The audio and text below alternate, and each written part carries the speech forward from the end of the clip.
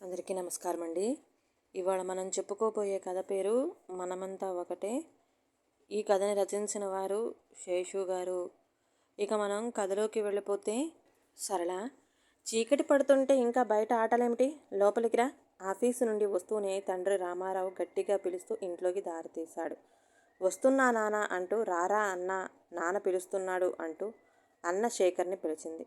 నేనిప్పుడు రాను, నా ఆట ఇంకా అవలేదు. శేఖర్ సమాధానమిచ్చి ఆటల్లో మునిగిపోయాడు.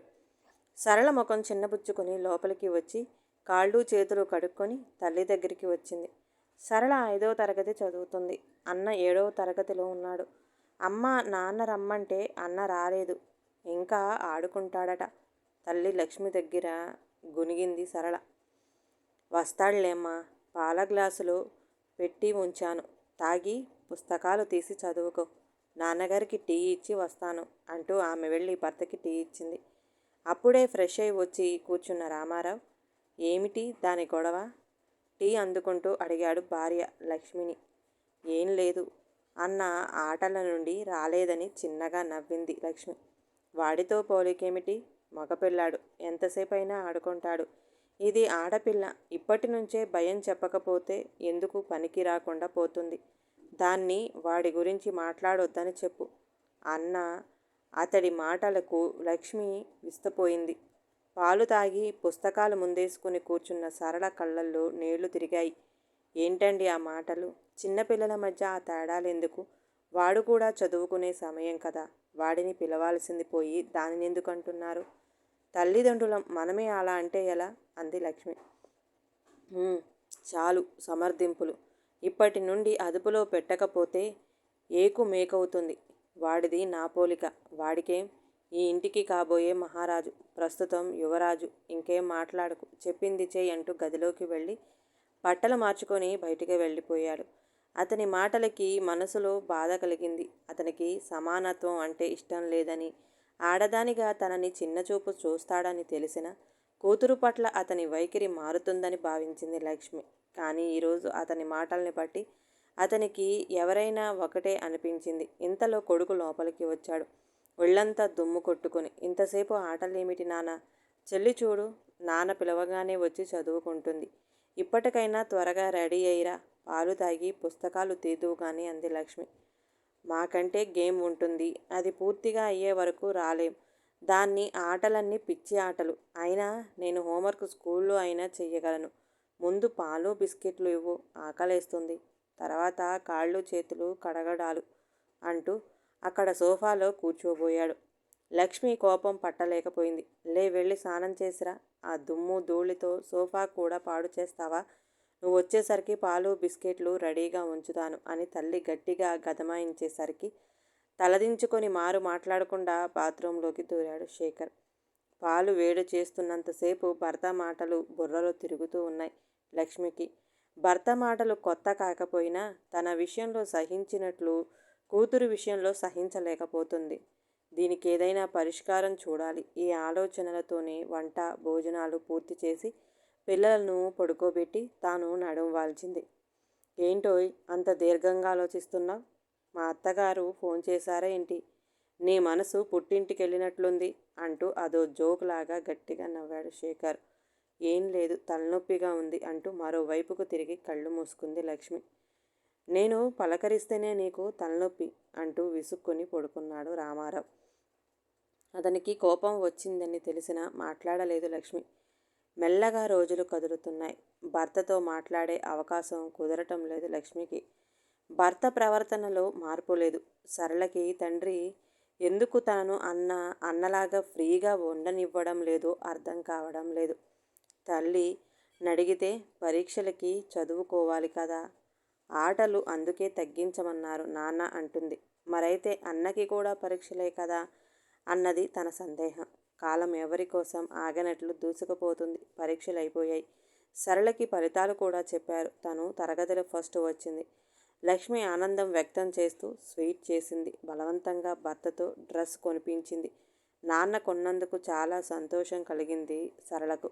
సెలవులు ఇవ్వగానే పిల్లలు నానమ్మ ఇంటికి వెళ్ళారు. ఆ రోజు ఆదివారం. పిల్లలు ఇంట్లో లేరు. భర్త ఖాళీగానే ఉన్నాడు. తన మనసులో మాట బయట పెట్టడానికి ఇదే అవకాశం అనిపించింది లక్ష్మికి. టిఫిన్ తిని పేపర్ పట్టుకున్న భర్త దగ్గరికి వెళ్ళి కూర్చుంది లక్ష్మి. ఏంటి రాణిగారు ఇలా వచ్చారు? ఏంటి విశేషం? అన్నాడు కాస్త వ్యంగ్యంగా. రాజారావు ఎప్పుడూ బిజీ కదా, ఖాళీగా దొరకటమే మా అదృష్టం అంది తాను కూడా తగ్గనట్లుగా. అబ్బో, ఏమిటో విసుర్లు అన్నాడు పేపర్ చూస్తూనే. అది కాస్త పక్కన పెట్టండి. ఇంట్లో ఒక్కదాన్నే రోజంతా ఉంటాను. నాతో ఎవరు మాట్లాడేది అంది చనువుగా లక్ష్మి పేపర్ లాగేస్తూ. ఏయ్, ఏంటది? సరే, ఏం చెప్పాలనుకున్నావో చెప్పు అన్నాడు రామారావు కాస్త విసుగ్గా. చూడండి, పిల్లల పట్ల మీ వైఖరి బాగోలేదు. పెళ్ళికి ముందు నాతో ఉద్యోగం చేయించను అంటే నా మీద ప్రేమ అనుకున్నాను. సరళ కన్నా శేఖర్ని ముద్దుగా చూస్తుంటే మగపిల్లలు అంటే ముద్దు అనుకున్నాను. కానీ ఉన్న ఒక్క ఆడపిల్లని ముద్దుగా చూడటం లేదు. సరికదా? ఇప్పటి నుంచే దానిపై ఆంక్షలు పెడుతున్నారు. మీకు ఆడపిల్లంటే ఇష్టం లేదా? చిన్నప్పుడు బాగానే చూసేవారు కదా. ఇంత అకస్మాత్తుగా పిల్లల మధ్య భేదం ఎందుకు చూపిస్తున్నారు? అడగాల్సింది అయిపోయింది, జవాబు ఇవ్వు అన్నట్లుగా తీక్షణంగా చూసింది భర్త వైపు. అయ్యాయా నీ ఫిర్యాదులు? ఎలా చూడాలి పిల్లల్ని అన్నది నువ్వు నాకు నేర్పక్కర్లేదు. మా ఇంట్లో కూడా ఆడపిల్ల ఉంది. మా నాన్నగారు అమ్మ ఎలా పెంచారో చూశాను. నీ సలహా అవసరం లేదు. పేనుకు పెత్తనమిస్తే తలంతా కొరికిందట. అలా ఉంది నీ వ్యవహారం. ఇంకా మూసుకొని నీ వంట వార్పు చూసుకో అన్నాడు కోపంగా. ఒక్క క్షణం అతని మాటలకి కోపం, బాధ కలిగి ఏడుపు వచ్చింది. కానీ అతనితో ఎలాగైనా మాట్లాడి తన మనసులో విషయం చెప్తామని నిర్ణయించుకున్న లక్ష్మి తన భావాల్ని పక్కనకు నెట్టి అతనితో మాట్లాడటానికి సిద్ధపడింది. చూడండి, తరాలు మారుతున్నాయి. పిల్లల్ని పెంచే విధానం మారాలి. మీ అమ్మగారు 5వ తరగతి వరకు చదువుకున్నారు. మీ అక్క డిగ్రీ చదివారు. మీ అమ్మగారికి 8 సంవత్సరాల వయసుకే పెళ్ళయిపోయింది. మీ అక్కకి పెళ్లి జరిగేటప్పటికి 22 సంవత్సరాలు. ఇవన్నీ మార్పులు కావా? అడిగింది లక్ష్మి ధైర్యం చేసి. రామారావుకి ఇదంతా విసుగ్గా ఉంది. పిల్లలతో పాటు దీన్ని కూడా పంపించి ఉంటే బాగుండేది అనుకున్నాడు. ఇంతకీ ఏంటి నీ బాధ? సరళకి శేఖర్కి తేడా చూపిస్తున్నాను అంటావు. అవును. బయట ప్రపంచం ఎలా ఉంది? ఆడపిల్లల్ని కంట్రోల్లో ఇప్పటి నుండి పెట్టకపోతే కాయగలమా? తర్వాత నెత్తి మీద ఏ పిడుగో పడ్డాక ఏడ్చి ఏం లాభం అన్నాడు రామారావు చిరాగ్గా. మగపిల్లాడైనా వాడిని కంట్రోల్లో పెట్టాలి కదా. వాడు వెధవలా తయారైతే వస్తున్న కోపాన్ని అణుచుకుని అడిగింది లక్ష్మి. ఏయ్, వాడెందుకలా అవుతాడు? నా రక్తం, నా పెంపకం అన్నాడు గర్వంగా రామారావు. మరి సరళ అదేమైనా పెంచుకున్న పిల్ల? వ్యంగ్యంగా అడిగింది లక్ష్మి. అలా అని కాదు. బయట ఏ ఎదవలైనా ఏమైనా చేస్తారేమోనని ఇప్పటి నుండి జాగ్రత్త వహించాలి. కన్నాక తప్పదు కదా, దానికొక అయ్య చేతిలో పెట్టేదాకా అన్నాడు రామారావు కొంచెం స్వరం తగ్గించి. మగపిల్లవాడిని ఎలా పెంచుతారు? అడిగింది లక్ష్మి. వాడిని ధైర్యంగా పెంచుతా. ఆత్మవిశ్వాసం, పట్టుదల, అనుకున్నది సాధించే నేర్పు అన్నీ పట్టుబడేలాగా గర్వం తొణికిసలాడే స్వరంతో చెప్పాడు రామారావు. మరి అలాగే ఆడపిల్లని పెంచవచ్చు కదా. ఆత్మవిశ్వాసం, మనోబలం ఎటువంటి పరిస్థితుల్లోనైనా ఎదుర్కొనే ధైర్యం కలిగేలా. ఆడపిల్లలను ఎందుకు అంత తక్కువగా చూడటం? రెట్టించింది లక్ష్మి. ఏ ఆడపిల్ల వల్ల ఏమవుతుంది అన్నాడు తేలిగ్గా తీసి పారేస్తూ. ఎందుకు కాదు? ఎంతమంది ఆడవారు పెద్ద పెద్ద పదవుల్లో ఐపీఎస్, ఐఏఎస్లు చదివి ఉన్నారు. పెద్ద పెద్ద కంపెనీలు నడిపేవారున్నారు. మరి వాళ్ళు ఒకప్పుడు చిన్నపిల్లలే కదా. అవకాశం ఇస్తే ఆడపిల్లలు ఎంతైనా ఎదుగుతారు. ముందు మనం ఇంటి నుండి ఈ భేదాలు, వివక్షను చూపించడం మానేస్తే ఎవరైనా గొప్పవారు కాగలరు అంది లక్ష్మి. గొప్పవారు కానక్కర్లేదు. తమని తాము కాపాడుకోగలిగే ధైర్యాన్ని, ఆత్మవిశ్వాసాన్ని మనం కలుగచేస్తే చాలు. వాళ్ళని గురించి భయపడనక్కర్లేదు. వారిని బంధించే అవసరమూ లేదు. అకృత్యాలు చేసేవాళ్ళు, పసిపాపలని, ముసలి వాళ్ళని వదలటం లేదు. అలాగని ఆడపిల్లలు బయట తిరగకూడదంటే ఎలా? వాళ్ళకి ఇంటి వాళ్లే మేమున్నామన్న ధైర్యాన్ని, ఆత్మవిశ్వాసాన్ని కలిగించేయాలి అంటూ కొనసాగించింది లక్ష్మి. రామారావు ఆలోచనల్లో ఉండటం చూసి తాను లోపలికి వెళ్ళి టీ కలుపుకొని వచ్చి అతనికి అందించింది. ఆమె వైపు దీర్ఘంగా, కన్నార్పకుండా చూస్తూ ఉండిపోయాడు రామారావు. ఏంటలా చూస్తున్నారు? టీ తాగండి, చల్లారిపోతుంది అంది లక్ష్మి. లక్ష్మి, నీ మాటలు నా కళ్ళు తెరిపించాయి. నువ్వన్నది నిజమే.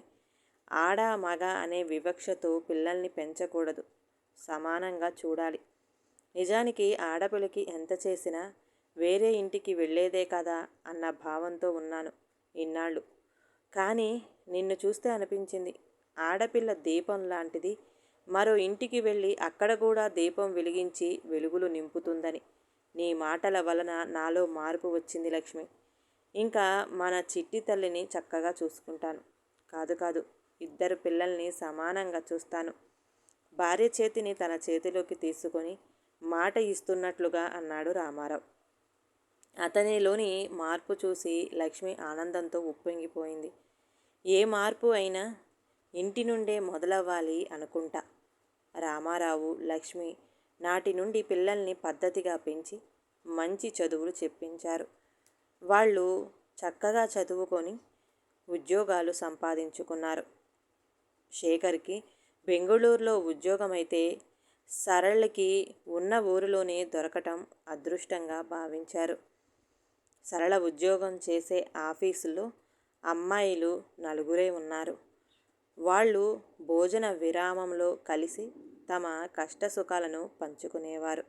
ఆ రోజు భోజనం వేళకి రాధ రాలేదు. కుసుమ, సరళ, జూలీ వచ్చారు. భోజనం ప్రారంభించబోతూ కుసుమ, రాధ ఏది అడిగింది జూలీ. ఏముంది, సరిగ్గా బాక్స్ తీసుకొని లేస్తుంటే మేనేజర్ గారి పిలుపు. వెళ్ళక తప్పుతుందా? వెళ్ళింది. చిరాగ్గా మొగం పెట్టి జవాబిచ్చింది కుసుమ. ఓ గాడ్, ఇంకా ఈరోజు దానికి తిండి లేనట్టే అంది జూలీ. అదేంటి, ఎంతసేపు మాట్లాడతారు? ఆయనకి లంచ్ టైం కాదా అంది సరళ తన బాక్స్ తీసుకుని తింటూ. అదిగో వచ్చేసింది. ఏ ఊరు పడింది, ఇంత త్వరగా వదిలాడు అంది కుసుమ. రాధ కళ్ళు ముఖం ఎర్రబడి ఉండటాన్ని గమనించి, ఏమైంది రాధా, ఎందుకలా ఉన్నావు అడిగింది జూలీ. నేనింకా ఈ ఉద్యోగం చేయలేను, మానేస్తాను. ముఖాన్ని చేతుల్లో దాచుకుంటూ ఏడ్చేసింది రాధ. ఏమైంది, ఏమన్నాడు? కుసుమ వెన్ను మీద రాస్తూ అడిగింది. నిన్న సెలవు తీసుకున్నాను కదా, దానికి క్లాస్ అంది వెక్కుతూ రాధ. సెలవు పెట్టిన మర్నాడు మామూలే కదా, ఎప్పుడు ఆయన అనడం మనం పడడం అలవాటైన విషయమే కదా, ఎందుకు మనసులో పెట్టుకోవడం అంది జూలీ. ఎప్పటిలాగా కాకుండా ఈసారి మరీ దారుణమే. పెళ్ళిళ్ళు చేసుకుని సంసారం చెయ్యలేని వాళ్ళు ఉద్యోగం ఏం చేస్తారని అడిగాడే అంది రాధ కన్నీరు తుడుచుకుంటూ. అంత మాట ఎలా అనగలిగాడే? ఎందుకన్నాడు? కోపంతో ముక్కుపూటలు అదురుతుండగా అడిగింది కుసుమ. నిన్న సెలవు పెట్టిన కారణం అడిగితే, నాకు బాబుకి కూడా ఒంట్లో బాగోలేదు, ఫీవర్ అని చెప్పాను అందుకు అంటూ మళ్ళీ ఏడ్చేసింది రాధ. అదేంటి, ఎవరికి జ్వరాలు రావా, ఎందుకలా అనడం ఆశ్చర్యంగా అడిగింది సరళ. ఆడవాళ్ళం కదూ, దేనికి ఓర్చుకోలేక ఊరికే సెలవులు పెట్టేస్తామని చులకన. పని చెయ్యకుండా జీతాలిచ్చి పోషిస్తున్నట్లు, మన వల్ల కంపెనీకి నష్టమే తప్ప లాభం లేదన్నట్లు ఉంటాయి వాళ్ళ మాటలు. మన మీదే వేసే జోకులు అవే కోపంగా అంది జూలీ. అది కాదు, మనకున్న సెలవులు మనం ఏదో పేరుతో వాడేసుకుంటామట. మనకి అదనంగా డెలివరీకి సెలవులు ఇస్తే హాయిగా ఎంజాయ్ చేస్తామట. వెటకారం మరీ మితిమీరిపోతుంది అసహనంగా అంది కుసుమ. మనం మరీ నలుగురిమే అయిపోయి ఆడుకుంటున్నారే. మనమంటే అసలు సాటి ఉద్యోగస్తులు అన్న మంచి భావనే లేదు రాధ దీనంగా అంది. ఇదంతా చాలా కొత్తగా ఉంది సరళకి. ఇక్కడ ఆడవారికి విలువ లేదని అర్థమవుతుంది. ఏదైనా చెయ్యాలనిపించింది. సరే, సమయం రాని అనుకొని మౌనం వహించింది. టైం అవ్వడంతో ఎవరి సీట్ల దగ్గరికి వాళ్ళు చేరి మళ్ళీ పనిలో పడ్డారు. రోజులు గడుస్తున్నాయి. రోజు ఇంట్లో అమ్మ తయారు చేసిన బాక్స్ తీసుకొని రావడం, సెలవు దినాలలో అమ్మ నాన్నలతో ఎంజాయ్ చేయడం, బాగానే గడుస్తుంది కాలం. ఆఫీస్లో తన మీద కూడా విసుర్లు వినవస్తున్నా తను స్పందించదలుచుకోలేదు. రాధ, కుసుమ, జూలీలు తనకు మంచి స్నేహితులయ్యారు. ఆ రోజు కూడా యథావిధిగా ఆఫీసు నుండి వచ్చి అమ్మ ఇచ్చిన టీ తాగుతూ కబుర్లు చెబుతోంది సరళ. అమ్మా, నాన్న ఇంకా రాలేదేమిటి? హఠాత్తుగా గుర్తు వచ్చి అడిగింది తల్లిని. వచ్చారు. ఎవరినో కలవాలని బయటికి వెళ్ళారు. అదిగో మాటల్లోనే వచ్చారు అంటూ గేటు వైపు చూసింది లక్ష్మి. స్కూటర్ పార్క్ చేసి లోపలికి వచ్చాడు రామారావు. మంచినీళ్ళు పట్టుకొని వెళ్ళి ఇచ్చింది లక్ష్మి. తాగి గ్లాస్ అందిస్తూ, లక్ష్మి, వాళ్ళు రేపు ఆదివారం వస్తారట. మంచి రోజుని పొంతులు గారు కూడా చెప్పారు. సాయంత్రం 4 గంటలకి వస్తారు. ఎల్లుండి కదా, రేపు సాయంత్రం అన్ని ఏర్పాట్లు చేసుకుందాం అన్నాడు రామారావు అక్కడే కుర్చీలో కూర్చుని. అలాగే, ఎల్లుండి ప్రొద్దున కూడా చేసుకోవచ్చు. వాడికి ఫోన్ చేశారా? అడిగింది లక్ష్మి. చేశాను. ఇవాళ రాత్రి బయలుదేరతానన్నాడు అన్నాడు రామారావు కొడుకు శేఖర్ని ఉద్దేశించి. ఏంటమ్మా, ఆదివారం ఎవరొస్తున్నారు? రేపెవరు వస్తున్నారు? వాళ్ళ మాటలు అర్థం కాక దగ్గరకు వచ్చి అడిగింది సరళ. చెప్పలేదా అన్నట్లు చూశాడు రామారావు. లేదన్నట్లు తల తిప్పింది లక్ష్మి. ఏమిటన్నట్టు చూసింది సరళ. రేపు అన్న వస్తున్నాడమ్మా. ఎల్లుండు నిన్ను చూడటానికి పెళ్లివారు వస్తున్నారు. రామారావు ఆమె ప్రశ్నకి సమాధానమిచ్చాడు. మళ్ళీనా? క్రిందటిసారి చూశారుగా వాళ్ళు ఎలా మాట్లాడారో. నాకైతే కోపం వచ్చింది. ఇప్పుడు వీళ్ళెలాంటి వాళ్ళో నాకిష్టం లేదు నాన్న అంది సరళ ముఖం అయిష్టంగా పెట్టి. లేదమ్మా, ఈసారి నేను వాళ్ళతో మాట్లాడాను. మంచిగానే మాట్లాడారు. వాళ్ళు మూర్ఖులు కాబట్టి అలా మాట్లాడారు. వీళ్ళు మంచివాళ్ళమ్మా, రామారావు సమాధానించాడు. ఏమో నాన్న, మీ ఇష్టం అంటూ తన గదిలోకి వెళ్ళిపోయింది సరళ. పిచ్చి పిల్ల, కిందటిసారి వచ్చిన వాళ్ళ మాటలు విని భయపడింది అన్నాడు రామారావు భార్య ఇచ్చిన టీ తాగుతూ. అవును మరి, వచ్చిన దగ్గర నుంచి వెళ్ళే వరకు మా అబ్బాయిని నీ కొంగు కట్టేసుకోకు అంటుంటే ఎలా ఉంటుంది? ఇది వాళ్ళ ముఖం మీదే ఏమైనా అంటుందేమోనని జడిశాను, కానీ ఏమనలేదు అంది లక్ష్మి. నాకు నచ్చలేదు వాళ్ళు. సరే, వాళ్ళ గోల ఎందుకులే, ఇప్పటి వాళ్ళ గురించి ఆలోచిద్దాం అన్నాడు రామారావు. అన్నట్టుగానే మరనాడు కొడుకు శేఖర్ వచ్చాడు ఊరి నుండి. అప్పటికే ఆఫీసుకి వెళ్ళిపోయింది సరళ. సాయంత్రం రాగానే అన్నని చూసి ఎంతో సంతోషించింది. తల్లి ఇచ్చిన టీ తాగి బయటికి వెళ్ళి స్వీటు, హాటు, ఫ్రూట్సు తీసుకుని చెల్లికి చీర కొన్నాడు శేఖర్. మర్నాడు వాళ్ళు అనుకున్నట్లుగానే సాయంత్రం 4 గంటలకి వచ్చారు. అబ్బాయి బాగున్నాడు. కొంతసేపు తర్వాత అబ్బాయిని అమ్మాయిని మాట్లాడుకోమని డాబా మీదకి పంపించి వాళ్ళు అసలు విషయంలోకి దిగారు. డాబా మీదకు వెళ్ళాక పెళ్ళికొడుకు సునీల్ సరళని చూస్తూ, నేను మీకు నచ్చానా అని అడిగాడు. మీకు నచ్చవలసింది నేనేనా, కట్నమా? సూటిగా అడిగింది సరళ. రెండూను అన్నాడు అంతకన్నా సూటిగా సునీల్. మీరు తీసుకోవడం సంగతి ఏమో కానీ నాకు ఇవ్వటం అస్సలు ఇష్టం లేదు నిర్మోహమాటంగా చెప్పేసింది సరళ. సరే అయితే, ఇది కుదరదని చెప్పేయమంటారా? మీ వాళ్ళు ఏమైనా అనుకుంటారనుకుంటే నాకే నచ్చలేదని చెప్పేస్తాలేండి అన్నాడు సునీల్ తనకేదో సహాయం చేస్తున్నట్లు. అవసరం లేదు, నాకు ఇష్టం లేని పని మా వాళ్ళు ఎప్పటికీ చెయ్యరు ఒకంత గర్వంగా అంది సరళ. అవునా, అయితే సరే. పోనీ మీకు కట్నం ఇవ్వడం ఎందుకు ఇష్టం లేదు అడిగాడు సునీల్. అసలు ఎందుకు ఇవ్వాలి? మీలాగే చదువుకుంటున్నాం, ఉద్యోగాలు చేస్తున్నాం, మీలాగే సంపాదిస్తున్నాం. ఇప్పుడు పెళ్లి చేసుకొని మీ ఇంటికి వస్తే మా సంపాదన కూడా మీదే కదా. మా వాళ్ళకేం లాభం? ప్రతి నెలా సంపాదన మీకు ఇవ్వాలి. పెళ్లి ఖర్చులు పెట్టుకొని కట్నం కూడా ఇవ్వాలా? రోషంగా అడిగింది సరళ. అందుకే మీరు కట్నం ఇవ్వమంటారు. రేపు పెళ్ళయ్యాక వేరు వెళ్ళిపోదామంటే మా వాళ్ళ సంగతి ఏంటి? ప్రశ్నించాడు సునీల్. అంటే మీరు ఒకరి మీద ఆధారపడి ఉంటారా? సొంత నిర్ణయాలు ఉండవా? మీరు అందుకే కట్నం తీసుకుందామని అనుకుంటున్నారా? వెటకారంగా అడిగింది సరళ. మీరేమైనా అనుకోండి, కట్నం తీసుకోకపోతే నాకు ఒరిగేదేమిటి? ఏదో లోపం ఉందన్న మాట తప్ప అన్నాడు కొంచెం రోషంగా సునీల్. అలా ఎందుకంటారు? ఆశ్చర్యంగా అడిగింది సరళ. అలాగే అన్నారు. కట్నం వద్దు, సింపుల్గా పెళ్లి చేసుకుందామంటే అవమానించారు. అందుకే గ్రాండ్గా కట్నమించి గ్రాండ్గా పెళ్లి చేయమంటున్నాను అన్నాడు సునీల్ మరింత రోషంగా. మీరే ఆలోచించండి. మీకు చదువుకి ఎంత ఖర్చు అవుతుందో మా వాళ్ళకి అంతే అవుతుంది కదా. మీలాగే ఉద్యోగం చేస్తున్న నాకు వచ్చే జీతం పెళ్లి తర్వాత మీకే చెందుతుంది కదా. అంత ఖర్చు పెట్టే స్తోమత మా వాళ్ళకి లేదు. పెడతానన్నా నేను ఒప్పుకోను. మీరు ఆలోచించుకోండి, నేను చెప్పేది ఇంతే అంటూ లేచి నిల్చుంది సరళ. సునీల్ మౌనంగా ఆమెను అనుసరించాడు. కింద అందరూ కబుర్లు చెప్పుకుంటున్నారు. వీళ్ళని చూసి, ఏరా వెళదామా అని అడిగారు సునీల్ తండ్రి. పదండి అన్నట్లు బయటికి దారి తీశాడు. శేఖర్ మాట్లాడదామని అనుకున్నాడు, కానీ కుదరలేదు. కారెక్కుతూ సునీల్ శేఖర్ ఫోన్ నెంబర్ తీసుకున్నాడు. శేఖర్ లోపలికి వచ్చేసరికి కుదరదు నాన్న, ఆ అబ్బాయికి కట్నం కావాలట. నేను ఒప్పుకోలేదు. అందుకే ఈ సంబంధం గురించి మర్చిపోండి అంది సరళ.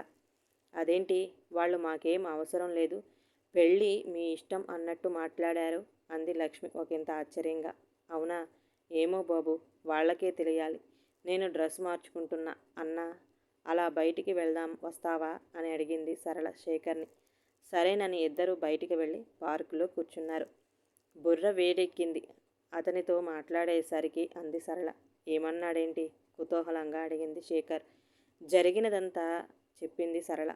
అంతా విని ఆలోచిస్తూ ఉండిపోయాడు శేఖర్. ఇంతలో శేఖర్ ఫోన్ మోగింది. చూస్తే సునీల్. ఈలోపు అక్కడ తెలిసిన వారు కలవడంతో వారితో కబుర్లలో పడింది సరళ. ఫోన్ మాట్లాడతానని సైగ చేసి కొంచెం పక్కకి వెళ్ళాడు శేఖర్.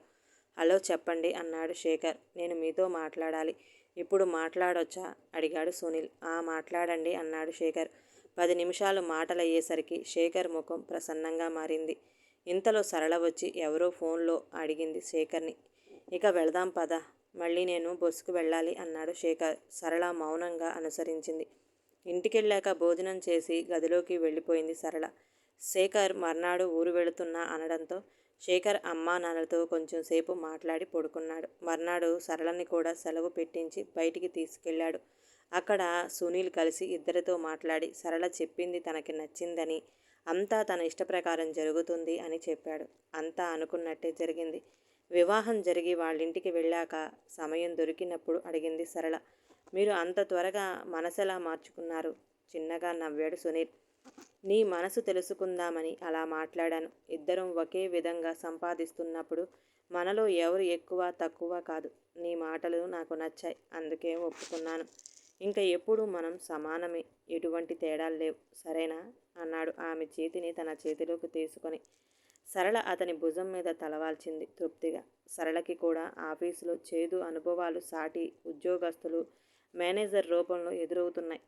వీటిని ఎలా అరికట్టాలో ఆమెకి అర్థం కాలేదు. వీటన్నిటికీ ఒకటే కారణం, ఆడవారు అనే చిన్న చూపు. ఆ రోజు జూలీ ఆఫీస్కి రాలేదు. మామూలుగానే మేనేజర్, మిగిలిన వాళ్ళు ఆమెపై జోకులేశారు. బాధ అనిపించిన ముగ్గురు ఏం మాట్లాడలేదు. ఇంతలో మేనేజర్కి ఫోన్. ఏదో వర్క్ అర్జెంటుగా చేయించి ఆ ఫైల్ పంపమని. ఆ వర్కుకు సంబంధించిన సీటు జూలీది, ఆమె లేదు. ఆమె సీటుకు సంబంధించిన వర్క్ కొంతవరకు సరళకి తెలుసు. మేనేజర్ ఆమెను పిలిచి ఆ వర్క్ సంగతి చూడమన్నాడు. సార్, నేను ఆ వర్క్ ఎప్పుడూ చేయలేదు. నేను చెయ్యలేను. అయినా ఈ వర్క్కేముంది, మిగిలిన స్టాఫ్ ఎవరైనా చెయ్యగలరు కదా, నేను కొత్త కదా. సార్ లకు ఎవరికైనా ఇవ్వండి సార్, మాకన్నా బాగా చేస్తారు అంది సరళ. మేనేజర్కి తెలుసు ఆ వర్క్ జూలీయే చేయగలదు. కాస్త కష్టపడితే సరళ చేయగలదు. మిగిలిన ఎవరి వల్ల కాదది. అప్పటికి మిగిలిన వారిని అడిగినా చెయ్యలేమని చేతులెత్తేశారు. ఇంకా మేనేజర్కి దిగిరాక తప్పలేదు. చూడమ్మ సరళ, ఎవరి పని వారే చేయగలరు. మిగిలిన వారి వల్ల కాదు. నీది జూలీది ఒకేలాంటి వర్క్ కాబట్టి నిన్ను అడుగుతున్నానని ఇలా చేసి మాట్లాడటం బాగోలేదు. కాస్త చేసి పెట్టమ్మా, పైవాళ్లతో మాట పడాలి అన్నాడు మేనేజర్ అనునయంగా. సరే, మీరంతగా చెప్పారు కదా, నాకు తెలిసినంత వరకు చేస్తాను, కానీ వంకలు పెట్టకూడదు అంది సరళ. సరే, ముందు చెయ్యమ్మా అంటూ మేనేజర్ ఒక విధంగా ప్రాధేయపడుతున్నట్లుగా అడిగాడు. సరళ పని పూర్తి చేసింది. మర్నాడు ఆఫీసుకి వెళ్ళేసరికి మేనేజర్ చాలా ఆనందంగా, సరళ, నా పరువు నిలబెట్టావమ్మా అన్నాడు ఆనందంగా. సార్, ఏ పని కూడా తక్కువ కాదు సార్. ప్రతి పనికి దేనికున్న ప్రాముఖ్యత దానికి ఉంటుంది. మీరు మమ్మల్ని తక్కువ చేసి మాట్లాడినా మీకు సహాయం చేయడం మానేశామా? ఒక దగ్గర పని చేస్తున్నప్పుడు ఎక్కువ తక్కువలేమిటి సార్? అందరం కలిసి సమానంగా పనిచేస్తేనే ఆఫీసు నడుస్తుంది. మీకు తెలియని విషయాలా సార్ అంది సరళ. నిజమేనమ్మా, నేను తప్పుగా వ్యవహరించాను ఇన్నాళ్ళు. మీ అందరినీ క్షమించమని అర్థిస్తున్నాను అన్నాడు మేనేజర్ బాధపడుతూ. అదేంటి సార్, పెద్దవారు, మీరు అలా అనకూడదు. మనం అందరం సమానం అన్న భావాన్ని కలిగి ఉంటే చాలు సార్ అంది సరళ. అయితే ఈ రోజు నుంచి మనం సమానం అన్నమాట అన్నాడు కేశవ్ అనే సహోద్యోగి నవ్వుతూ వాతావరణాన్ని తేలిక చేయడానికి. నిజమే, నిజమే అంటూ మిగిలిన వాళ్ళు గట్టిగా చప్పట్లు కొట్టారు. అక్కడంతా నవ్వులు పువ్వులు విరిశాయి. అమ్మాయిలు నలుగురు ఒకరి వైపు ఒకరు ఆనందంగా చూసుకున్నారు. సరళ ధైర్యాన్ని మిగిలిన అమ్మాయిలు మెచ్చుకున్నారు. సరళకి ఆఫీసులో ఇప్పుడు సజావుగా సాగిపోతుంది. అందరూ స్నేహంగా ఉంటున్నారు. రాధ, కుసుమ, జూలీ అయితే సరళ అంటే ప్రాణం పెడుతున్నారు. ఆమె వలన వారికి ఆఫీసులో ఇక్కట్లు తొలగిపోయాయి. ఆత్మవిశ్వాసం పెరిగింది. ఆనందంగా వారి పని వారు చేసి ఇంకా మంచి పేరు తెచ్చుకుంటున్నారు. సునీల్, సరళ దాంపత్యం సజావుగా సాగిపోతుంది. ఇంట్లో అందరినీ ఆకట్టుకుంది సరళ. చక్కగా ఇద్దరు ఉద్యోగాలు చేసుకుంటూ ఆనందంగా గడుపుతున్నారు. నవంబర్ 14 బాలల దినోత్సవం నాడు సునీల్, సరళ అంగవికలురల ఆశ్రమానికి వెళ్ళి వారికి సహాయం చేద్దామని నిర్ణయించుకున్నారు. ముందుగానే ఒక ఆశ్రమాన్ని సంప్రదించి అందులో ఉన్న పిల్లల వివరాలు తెలుసుకున్నారు. అందుకు తగిన విధంగానే అన్నీ సమకూర్చుకొని ఆ రోజు ఆశ్రమానికి వెళ్ళారు. ఆశ్రమం చిన్నదే. వీళ్ళు కారు దిగగానే ఆశ్రమ నిర్వాహకులు శర్మగారు వచ్చి ఆదరంగా పలకరించి వారిని లోపలికి తీసుకువెళ్లారు. పిల్లలంతా వరుసగా నిలబడి నమస్కరించారు. వారంతా 10 నుండి 15 సంవత్సరాల మధ్య వయసు కలవారు. శర్మగారు తనని తాను పరిచయం చేసుకొని తన భార్యని పరిచయం చేశారు. మాకు పిల్లలు లేరు బాబు. కొంచెం వయసు మళ్ళాక ఎవరినైనా పెంచుకుందామని ఒక ఆశ్రమానికి వెళ్ళాం. అక్కడ చాలామంది పిల్లలు ఉండేవారట. నిర్వహణ వారికి చాలా కష్టమైంది. ఏ సంస్థలు వారికి చేయూతనివ్వలేదు. ఆ సమయంలో వారు కొంతమంది పిల్లలను దత్తకి ఇచ్చేశారు. అన్నీ బాగుండి అందంగా ఉన్న పిల్లలను దత్తతకి తీసుకున్నారు కొంతమంది. ఈ పిల్లలు మిగిలిపోయారు. వీళ్ళు వికలాంగులు కావడంతో ఎవరూ ముందుకు రాలేదు. అందుకే ఈ 10 మంది పిల్లలను మేము దత్తత తీసుకున్నాం. మా ఇంట్లోనే పెట్టుకుని 2 పనివారితో లాక్కొస్తున్నాం. శర్మగారు అన్ని విషయాలు వివరించారు. మరి మీరు ప్రభుత్వ సహాయం కోరలేదా? సునీల్ అడిగాడు. ఈలోగా సరళ పిల్లలకు తెచ్చిన స్వీట్సు, పళ్ళు శర్మగారి భార్య సహాయంతో పంచి వారితో కబుర్లు చెప్తుంది. నాకు ఆ ఆఫీసుల చుట్టూ తిరిగే ఓపిక లేదు. తెలిసిన పెద్దవాళ్ళు లేరు. ప్రస్తుతానికి నడపగలుగుతున్నాను. నా మిత్రులు కొందరు అప్పుడప్పుడు వచ్చి మీలాగే సహాయం అందిస్తారు. నేను రిటైర్డ్ టీచర్ని. నా భార్య కూడా టీచర్గా పనిచేసింది. మేము పిల్లలకు వీలైనంత చదువు చెప్తున్నాం. అలాగే డిఈఓ ఆఫీస్, నేను పనిచేసిన స్కూల్ సహాయంతో వాళ్ల చేత పరీక్షలు రాయిస్తున్నాను అంటూ వివరించారు శర్మగారు. తను కూడా పిల్లల దగ్గర కూర్చొని కబుర్లు చెప్పడం ప్రారంభించాడు సునీల్. మీలాగా మేమేం చదవలేం, చూడలేం, నడవలేం అని పనులు చెయ్యలేం కదా అక్క. అందుకే మేము రాయలేం. మా కోసం ఎవరో రాస్తారు. అలాగే మేము పరీక్షలు ఇస్తాం. ఒక పాప నిరాశగా చెప్తుంది. మేము చదివి పరీక్షలు రాస్తాం. కానీ మీరు ఎవరో చదివినవి గుర్తుపెట్టుకుని రాసే వాళ్ళకి మీరు చెప్తే వాళ్ళు రాస్తారు. మీరు మమ్మల్ని చూడకుండానే మాట విని గుర్తుపడతారు. అలికిడి విని అర్థం చేసుకుంటారు. మీ ఇద్దరికీ కనపడకపోయినా ఎంతో బాగా పాడుతారు అంటూ సునీల్ వైపు తిరిగి వీళ్ళిద్దరూ చాలా బాగా పాడతారు వినండి అని ఆ 2 పిల్లలతో పాట పాడించింది. చాలా బాగా పాడారు పిల్లలు. సునీల్ వాళ్ళిద్దరినీ మెచ్చుకున్నాడు. వాళ్ళిద్దరిలో ఒక అమ్మాయి, అక్క, రాము నడవలేడు కానీ ఎంతో మంచి పెయింటింగ్ వేస్తాడు అంటూ మిగిలిన వాళ్ళిద్దరినీ కూడా పరిచయం చేసింది. చేతులు సరిగా లేని రాజు కూడా అద్భుతంగా పాడగలడు. ఇలా ప్రతి ఒక్కరూ ఏదో ఒక కళను కలిగి ఉండటం చాలా ఆశ్చర్యం కలిగించింది వారికి. వారికి భోజనాలు పెట్టాక వారందరినీ చుట్టూ కూర్చోపెట్టుకొని సునీల్ ఇలా చెప్పాడు. చూడండమ్మా, దేవుడు సృష్టిలో అందరూ సమానమే. ఆడ, మగ, ధనవంతులు, పేదవారు అన్న భేదాలు లేవు. ఇవన్నీ మనుషులు అనుకునేది. అదేవిధంగా మీరంతా కూడా మాకన్నా ఎందులోనూ తక్కువ కారు. దేవుడు లోపాన్ని ఇచ్చినా దానికి బదులుగా ఏదో ఒక కళను ప్రసాదిస్తాడు. అందుకే ఆ దేవుని దృష్టిలో అందరూ సమానమే. మీరు మేము ఎవరికీ తీసిపోము అన్న విషయం గుర్తుపెట్టుకోండి. ఇక నుండి మనమంతా ఒకటే, సరేనా అన్నాడు. వాళ్ళందరూ ఆనందంగా చప్పట్లు కొట్టారు. వారి ఆనందం చూసిన శర్మగారు దంపతులు కళ్ళు చెమ్మగిల్లాయి. వాళ్ళిద్దరూ సునీల్, సరళ చేతులు పట్టుకొని తమ సంతోషాన్ని వ్యక్తం చేశారు. సునీల్ తాము వారింక చేయగలిగిన సహాయం చేస్తామని మాట ఇచ్చాడు. సరళ తాము నెలకొకసారి తప్పకుండా వచ్చి కలుస్తామని, శర్మ దంపతులు చేసే మహత్కార్యంలో తాము కూడా పాలు పంచుకుంటామని చెప్పింది. సాయంత్రం కావడంతో తిరిగి వెళ్ళడానికి సమాయత్తమయ్యారు సునీల్, సరళలు. శర్మగారు, వారి భార్య, పిల్లలు ఎంతో ఆనందంతో వారికి వీడ్కోలు పలికారు. సునీల్, సరళలు మనసంతా తృప్తిగా నిండుగా వెనుదిరిగారు. వారు ఆ ఆశ్రమానికి చేతనైనంత సహాయం అందించారు. తమ స్నేహితులను కూడా కలుపుకొని మరికొన్ని సహాయ కార్యక్రమాలు చేస్తూ అందరికీ చేరువయ్యారు.